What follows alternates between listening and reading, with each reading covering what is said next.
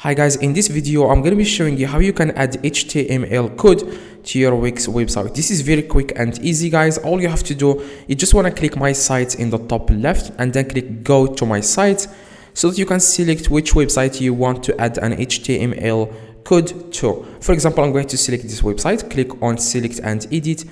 And next thing you want to do guys, if it doesn't take you directly to your website, you just want to click on design site in the top right. And after that, you just want to wait for the website to load so that I can show you exactly how you can add HTML code to your Wix website in a few seconds.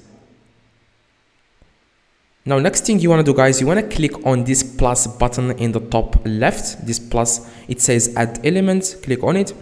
And next thing you want to do, guys, you want to click on embed code, okay? Now, after you click on embed code, you will find here in the right, you will find embed HTML. Now you want to click on it, and here it will give you this page where you can add your HTML code. Now if it doesn't, click on enter code, as you can see, enter code, and then click like paste here the HTML code. I'm just going to paste a random random thing. Click update, and that's all you need to do, guys, to add an HTML code to your Wix website. If this video guys helped you, please drop a like, subscribe, let me know in the comments if this works. See you guys in the next video.